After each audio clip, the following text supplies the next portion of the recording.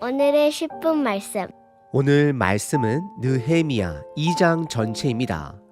앞서 1장에서 느헤미야는 예루살렘에서 남은 자들로부터 소식을 듣게 됩니다.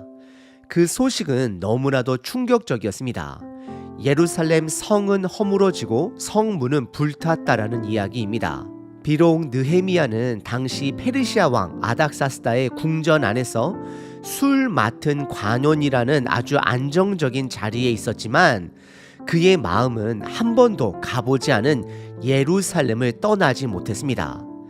느헤미야는 그 소식을 듣고 앉아 울고 수일 동안 슬퍼하며 금식하며 기도에 들어갑니다. 그는 그 자리에서 하나님 앞에 민족의 죄를 자백하고 하나님의 언약을 약속을 붙들며 하나님의 뜻과 때를 기다리는 자가 됩니다. 그리고 오늘 2장 본문을 통해 하나님은 일하기 시작하십니다. 왕이 먼저 질문을 던지고 느헤미야는 기도한 대로 왕의 도움을 얻고 예루살렘으로 가는 길이 열리게 됩니다. 이 모든 일의 중심에는 하나님의 손이 있습니다. 드디어 느헤미야가 예루살렘에 도착합니다. 그런데 도착하자마자 그가 한 일은 두 가지였습니다. 첫 번째는 철저한 조사와 시찰입니다. 느헤미야는 밤에 몰래 아무에게도 알리지 않고 무너진 성벽과 타버린 성문을 하나하나 살펴봅니다. 이유는 단 하나였습니다. 하나님의 일을 방해하려는 사람들이 있었기 때문입니다. 두 번째는 침묵이었습니다. 그는 유다 사람들, 제사장, 귀인들, 방백들, 성벽 공사에 참여할 사람들에게 아무 말도 하지 않았습니다. 왜냐하면 느헤미야는 아직 모든 것을 드러낼 때가 아니라는 것을 알았고 하나님의 주권을 신뢰했기 때문입니다. 이처럼 오늘 본문은 하나님의 주권과 인간의 책임 사이의 균형을 잘 보여줍니다. 느헤미야는 아무 생각 없이 움직인 사람이 아니었습니다. 그는 치밀하게 준비하고 계획한 리더였습니다. 어떻게 왕에게 요청해야 할지, 무엇을 부탁해야 할지, 어떤 자재가 필요한지, 어느 문을 먼저 복구해야 할지 이미 마음속에 다 계획하고 설계해 두었습니다. 하지만 이 모든 계획의 중심에는 하나님의 손이 있음 또한 그는 인지했습니다. 오늘 본문 2장 8절을 보면 그는 이렇게 고백합니다.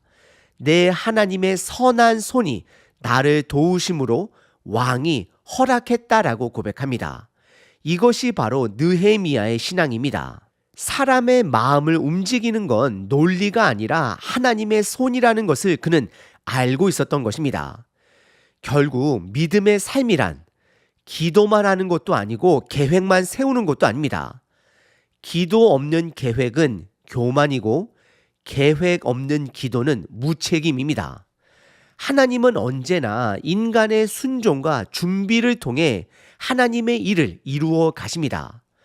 그래서 오늘 본문을 통해 우리가 붙들어야 할 세 가지 단어는 이것입니다.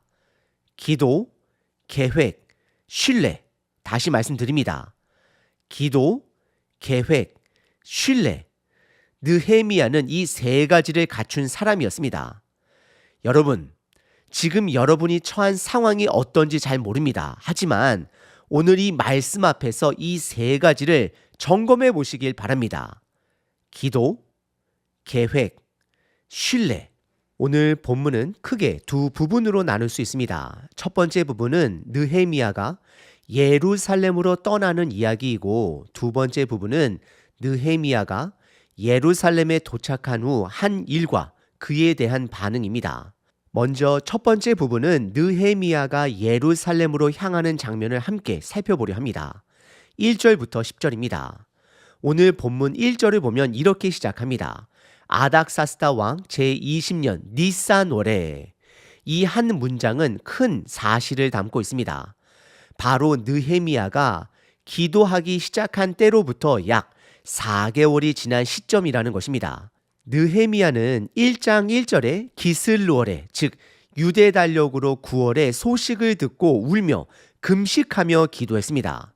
그런데 오늘 니산월 즉 유대 달력으로 새해가 시작되는 시점이 되어서야 하나님께서 일하기, 문을 여시기 시작하십니다. 하나님의 응답은 지연될 수는 있지만 결코 늦지 않습니다. 우리의 입장에서는 지연이지만 하나님의 계획 안에서는 완벽한 타이밍입니다. 기도는 곧바로 응답되지 않았지만 하나님은 느헤미야의 준비와 기도를 4개월간 다듬고 계셨던 것입니다. 기도와 기다림의 시간은 하나님의 때를 준비하는 시간입니다. 1절 후반부에 이렇게 나옵니다. 내가 왕에게 포도주를 올려드리는데 이전에는 내가 수심 있는 모습을 보인 적이 없었더니, 그리고 왕이 이렇게 말합니다. 내가 병이 없는 걸 내가 아는데 어찌하여 얼굴에 이렇게 수심이 많느냐? 이는 필연 내 마음에 근심이 있는 것이다 라고 말합니다. 느헤미야는 일부러 그런 표정을 지으려 한 것이 아닙니다. 하지만 마음속의 짐이 너무 무거워 얼굴에 드러난 것입니다. 그리고 하나님은 그 작은 표정 하나로 왕의 마음을 여십니다. 특히 이 상황에서 주목할 만한 표현이 하나 있습니다. 6절에 보시면 그때에 왕후도 곁에 앉아 있었더라 라고 기록합니다. 이 표현이 왜 중요할까요?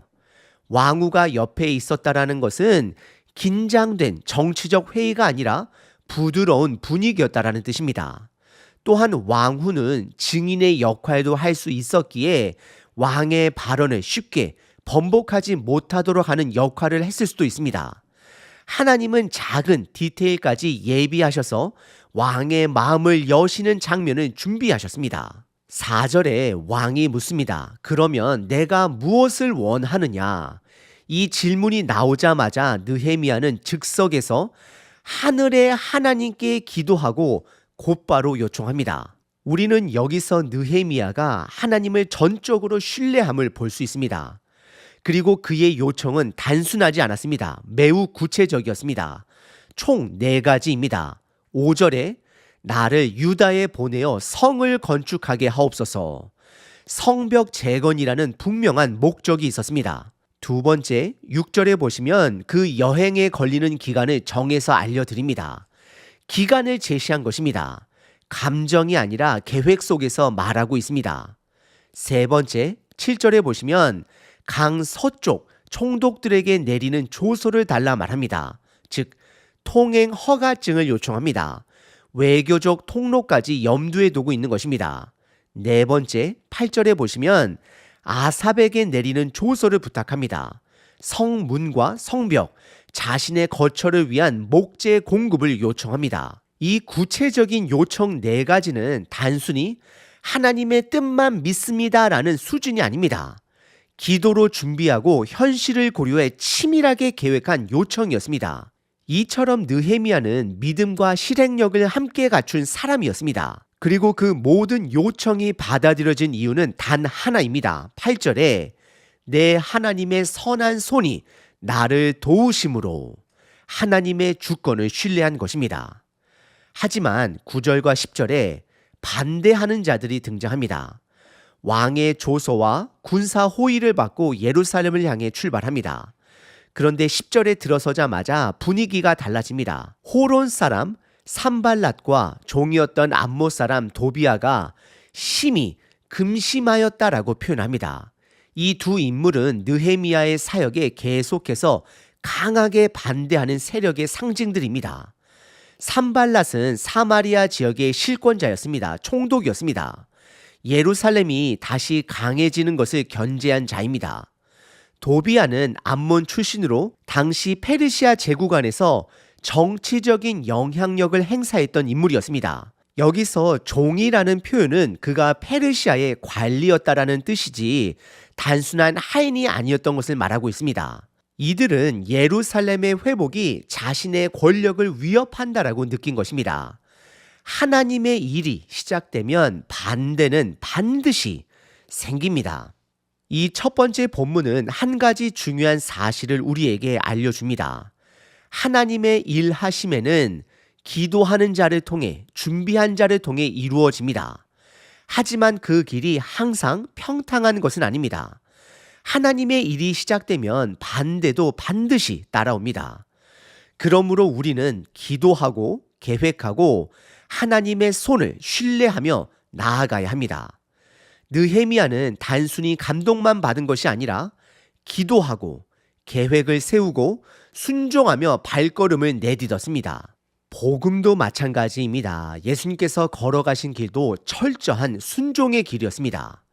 예수님은 하나님 아버지의 뜻을 신뢰하셨고 고난의 길이라 하더라도 끝까지 그 길을 걸어가셨습니다.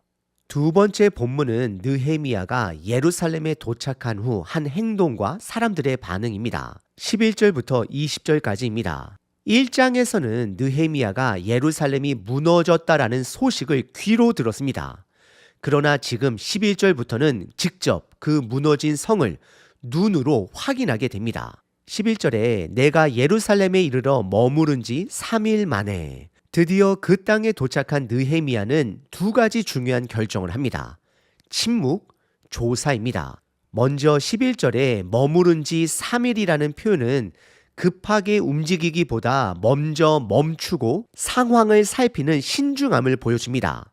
기도했던 자리에서 이제 발로 옮겼지만 무조건 행동으로 옮기지 않고 하나님의 때를 기다리는 태도입니다. 12절에서 그는 이렇게 말합니다. 내가 밤에 몇 사람과 함께 일어났고 내 하나님께서 예루살렘을 위하여 내 마음에 주신 것을 아무 사람에게도 말하지 아니하였다라고 말합니다. 그리고 이어서 타고 간 짐승 외에는 다른 짐승이 없었다라고 덧붙입니다. 즉 사람도 짐승도 최소화하며 철저하게 조용하고 은밀하게 움직였다라는 것입니다. 본문 13절과 15절에 반복되는 표현이 있습니다. 바로 밤에 살펴보고 돌아왔다라는 것입니다. 심지어 16절에는 이렇게까지 강조됩니다. 방백들은 내가 어디에 갔으며 무엇을 하였는지 알지 못하였고 아무 사람에게도 알리지 아니하였다라고 기록합니다. 무엇을 말하고 있습니까? 느헤미야는 말보다 침묵이 먼저였고 기도보다 앞서는 계획이 없었으며 보여주기보다는 준비가 우선이었습니다. 우리는 종종 결정하는 자리에 있을수록 어떤 일을 시작할 때 너무 많은 말을 하기도 하고 어떻게든 보여주려고 조급할 때가 많습니다. 사실 이 모습은 지금 이 시대의 목사들의 모습이기도 합니다. 하지만 느헤미야는 먼저 본 사람이었고 본 것을 말하지 않은 사람이었습니다. 때로는 말하지 않고 참는 것이야말로 하나님을 신뢰하는 행위가 됩니다. 하나님이 움직이실 때까지 자신의 입을 잠그고 기다리는 것도 성숙한 믿음입니다. 저에게 필요한 말씀입니다. 그리고 17절과 18절에 보시면 오랜 침묵을 끝내고 드디어 느헤미야가 입을 엽니다. 그는 백성들을 모아 말합니다. 우리의 당한 곤경은 너희도 보고 있는 바라. 자, 예루살렘 성을 건축하여 다시 수치를 당하지 말자라고 권면합니다. 여기서 주목할 표현이 있습니다. 우리, 자, 함께 하자라는 이 공동체 언어입니다. 이제 그는 함께 건축하고 함께 회복하자고 말하고 있습니다.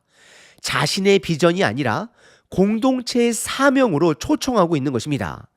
그리고 그는 자신의 계획이 단순한 인간적 의도가 아니라는 걸 이렇게 설명합니다. 18절에 또 그들에게 하나님의 선한 손이 나를 도우신 일과 왕이 내게 이른 말씀을 전하였더니 그들의 반응은 놀라울 정도로 빠릅니다.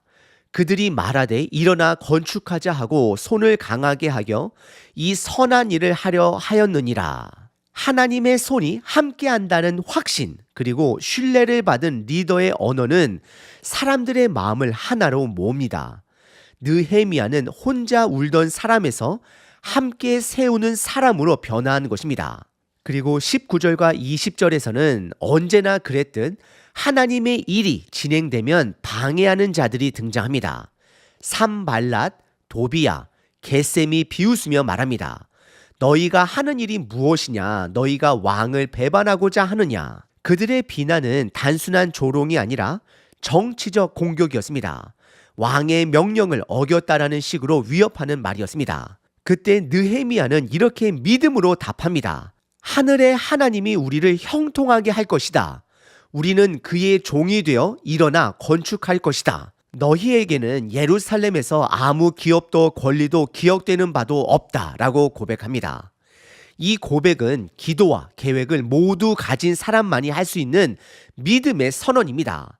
하나님께서 하신다라는 확신, 그리고 나는 그 종이라는 자기의 정체성, 그리고 명확한 선 긋기, 너희는 이 일에 아무 권리도 없다. 느헤미야의 이런 자세가 참 부럽습니다.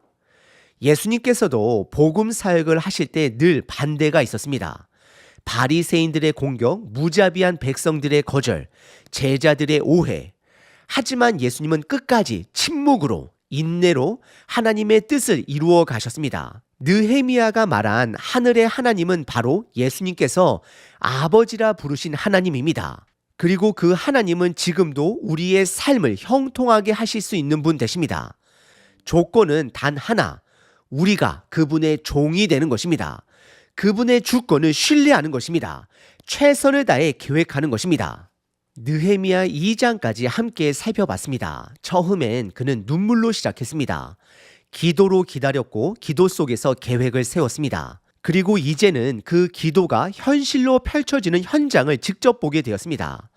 그런데 놀라운 점은 느헤미야가 모든 것을 말하지 않았을 때 하나님은 일하고 계셨다라는 것입니다. 말하지 않아도, 움직이지 않아도, 들키지 않아도 하나님은 침묵 속에서 그 일을 이루고 계셨습니다. 그가 계획할 때, 그가 무너진 성을 밤에 살필 때, 그가 혼자 아파하면서 침묵할 때 하나님은 사람들의 마음을 준비시키시고 왕의 마음을 여시고 길을 예비하고 계셨습니다. 우리는 종종 기도는 하지만 계획이 없습니다. 어떨 때는 계획은 하지만 기도가 없습니다. 또 어떨 때는 입으로 말하지만 침묵하지 못합니다. 그런데 느헤미야는 기도했고 계획했고 기다렸고 침묵했습니다. 그리고 그 모든 과정을 하나님이 사용하셨습니다.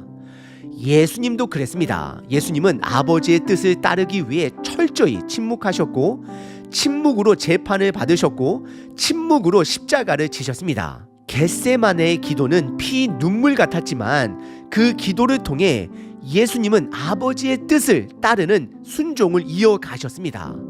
그리고 그 기도와 침묵의 순종은 결국 우리를 위한 구원의 길이 되었습니다. 여러분, 우리가 침묵할 때 하나님의 일하심을 볼 수 있습니다. 우리가 기도할 때 하나님의 때를 기다릴 수 있습니다. 우리가 준비하고 계획할 때 하나님은 그 계획을 사용하십니다. 하나님의 손은 지금도 여전히 기도하는 사람, 준비하는 사람, 믿음으로 침묵하는 사람을 통해 일하고 계십니다. 느헤미야처럼 그리고 예수님처럼 오늘 우리도 말보다 기도, 조급함보다 침묵, 충동보다 준비하는 순종으로 하나님의 선한 손 아래 살아가시는 우리 모두가 되길 바랍니다. 아멘. 항상 기뻐하라. 쉬지 말고 기도하라. 범사에 감사하라.